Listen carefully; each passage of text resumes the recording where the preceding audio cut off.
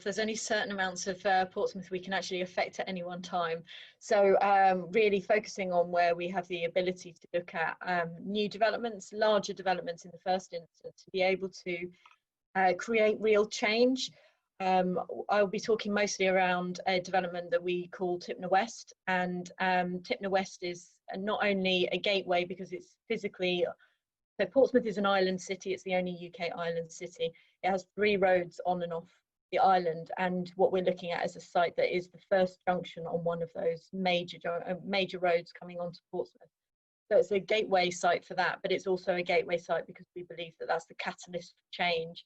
And it means that smaller developments that may not have the ability to sort of push that regenerative message, actually they can do when we've got a larger project to be able to show that we are following those principles. I've been private sector consultancy and worked in large scale regeneration for a long time, and I decided to come to public sector. So I currently work for the council. I've decided to try and use my powers for good. Coming over to the council, I came because a lot of the responsibilities lie with local government organisations, and that comes with its own challenges. So we have land in our control, but actually the land is very broken up in the cities, and finding a way of actually accessing that land is very difficult, and the timing involved in that is tricky. People talk a lot about CPO as if it's a magic bullet, and it's not. And it takes a long time, and it requires an awful lot of dedication of resources in terms of people and money and time, just to get to the point where you can start looking at CPO in the first place. So land assembly is a huge issue. And then it's about funding. And I know that we will touch on it a bit later, but trying to make sure that we can secure the funding to be able to generate income to support councils who've had their income cut from the central government. So now with COVID having made a significant sort of impact to all councils in terms of their debt, how do we justify spending money on something that could be considered unnecessary or frivolous to look at something that may not then get built? So it's the risk around spending that money is hugely complex as well.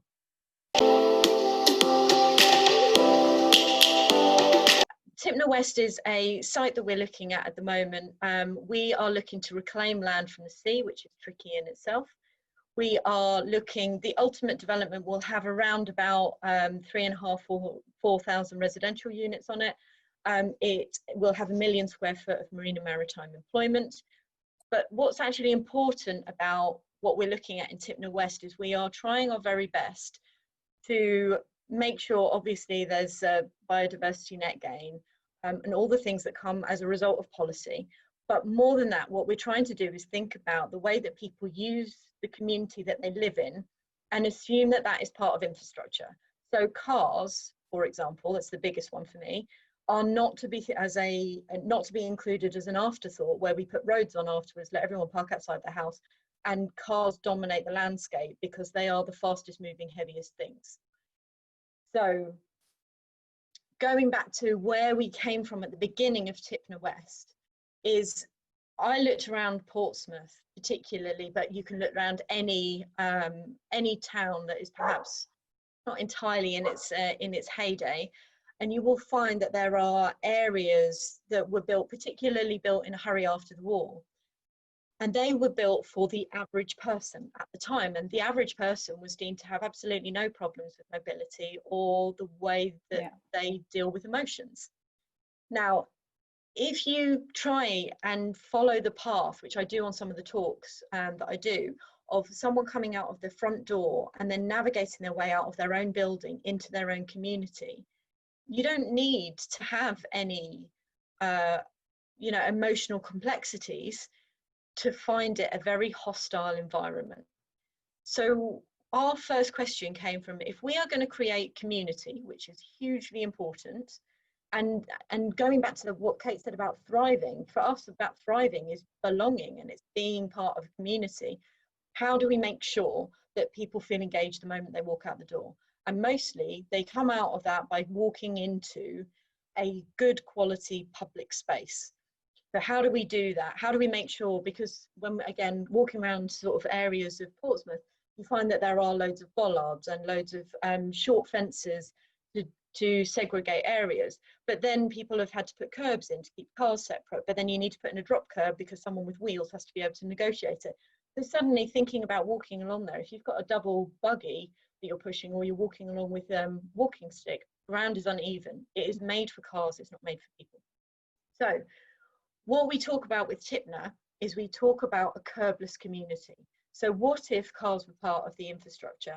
We put them in a central location, and then you have to walk or travel to your car. Now, we suspect that in time, I think COVID's probably stepped us back in this way, which is unusual. Again, we'll talk about it a bit later, but I think COVID's helped us to progress a lot of things. But in terms of car ownership, we were definitely moving towards a point where actually loaning was becoming more and more acceptable. And I suspect that it still will do in time. But actually, as soon as you take cars away from that, you can start to look at the environment completely differently, and you can start to think about what a person would feel like. So that's really where we came from in the first place. And then we thought about, how can people get to work? How can people work in this area? So connectivity is massively important. So how do we make that easy for people, but change the normal? So yeah, that's really where we came from in Tipner. In case it's so interesting that you're saying about working backwards with the finance guys, because I actually had a conversation on that this morning, where I'm saying to the finance team looking at it, you know, consultants cannot say to us, what you're doing is radical and it's brilliant, and we think it will be reputational changing, and we think it's a catalyst for change, and we're really thrilled about it, and we will put X% increase onto the value of this as a result of everything you're doing. They can't do that because they haven't seen it enough places everywhere else, which means we end up with an ambitious, optimistic project that's going to change the way that people live their lives. It's going to change the relationship with their environment. But yet we really struggle to make it look financially viable. So we need people to understand that what we're doing is different and it needs to be dealt with differently. So it's a really fascinating construct, exactly as you said, and we are trying our very best to tackle it from both sides of saying, this is what we want, this is how you model it right now, but actually this is what we believe it's worth. And that's actually part of me talking to people, to understand this is different. This hasn't been done anywhere else, certainly not in the UK. And we have huge ambitions, and we're happy to talk to anyone about it to understand what lessons there are that we can help other people, or they can help us, particularly on making this something that can become a financial reality.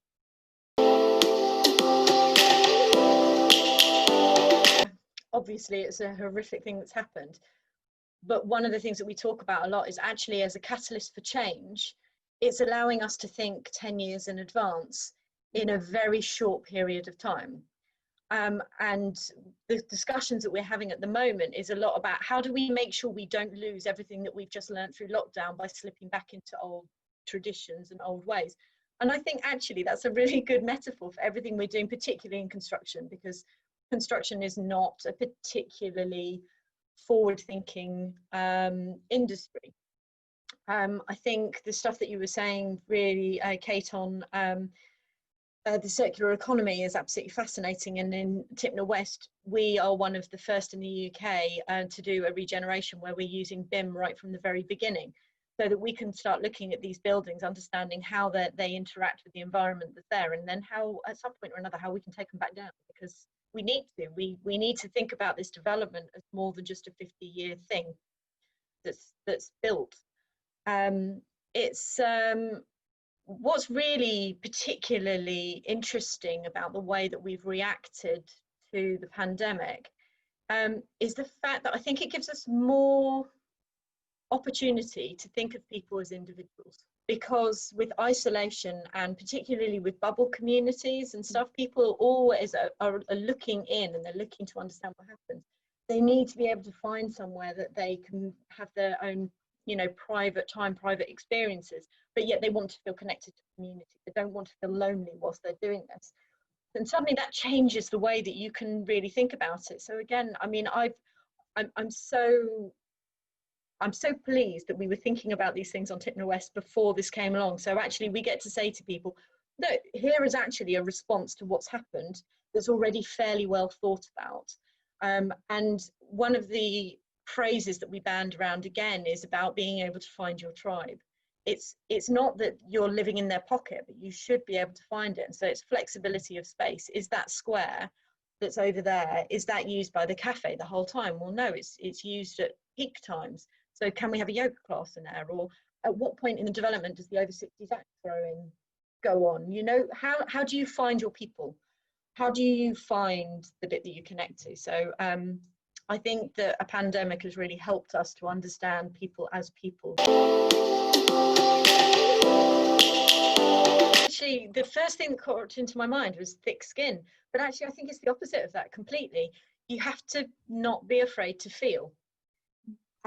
I regularly do this by, I put myself in the place of other people.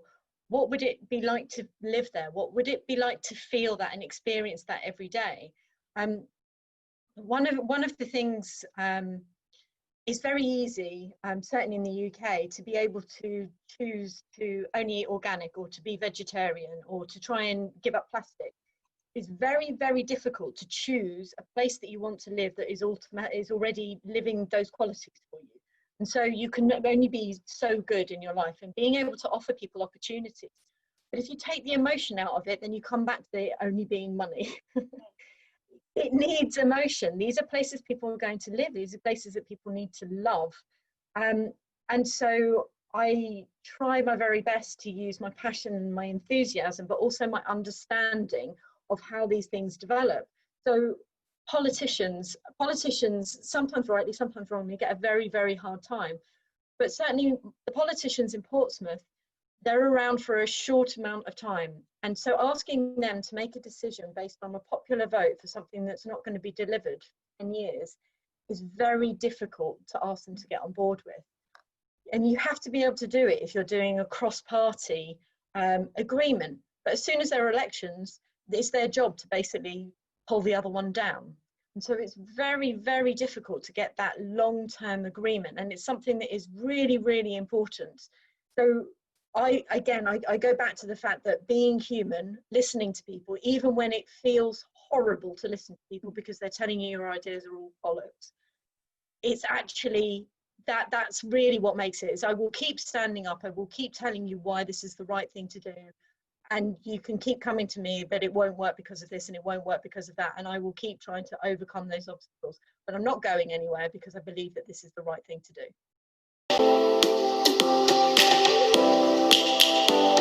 Actually, I was sort of smiling away to myself as you're saying these things, because those are some of the aspirations we've got. Maybe we're not taking it far enough, listening to what you're saying. But actually, again, this is why we introduced BIM so early. Now, very quickly, people who don't know what BIM is, building information management or modeling, and it's just about, it's a collaborative way of working, but it's also a way of being able to document stuff about your buildings and your built environment as a whole. And it should help with the facilities management. But by having that online and having it cloud-based and all of those good things, there should be absolutely no reason why there couldn't be a QR code on a building that actually tells you how the building was created, how it's running, what its credentials are right now, and actually being able to offer some insight into how that building is communicating or how it's contributing to the environment that it's in, which is completely doable. But I think one of the other things, knowing that we've got this issue with finance linking back into it, is being able to use other metrics to demonstrate. So for example, at Tipner West, we took again another bold decision, I think, of making sure that the waterfront was accessible to everyone. So we have no premium properties that have dedicated waterfront. Instead, it's open to all. But in doing that, we've opened up an extra 2.25 kilometres of waterfront that's accessible to everyone. Now, we want to measure that, and we want to understand actually the impact that has on people's health, the fact that they have that accessible to them without having to go anywhere, without having to spend anything. So actually, is that a net benefit to the NHS? And we believe it will be. I think that there are larger developers who are now looking for that reputation change. Right. You know, corporate social responsibility has been floating around for a long time, but it's mostly a tick box exercise. And I think there are more who are wanting to do it. But again, I have no way of being able to put a value to that that makes it a useful asset. But I know that some of those big developers and those big master planners will want to be able to say, hey, look, we are taking this seriously and we're doing something different. And the first example of it is Tipner West, and we got involved in the first one. And I know it will have some financial value. That's not the most important thing, but it does mean that we can then prove to people that this is something that can go ahead. And one of the things that I'm delighted about being able to do as the council, yes, we still need to be able to make a profit just to make sure that we are helping to support the services, the frontline services, but we don't need to be as strict on it, and we don't need to be greedy. But we know that we need to partner with someone who has much more strict expectations on what that finance is, and that then, but we own the vision. We get to take it out to planning. We get to say, this is what's important to us. And if you don't think it's important to us, don't work with us.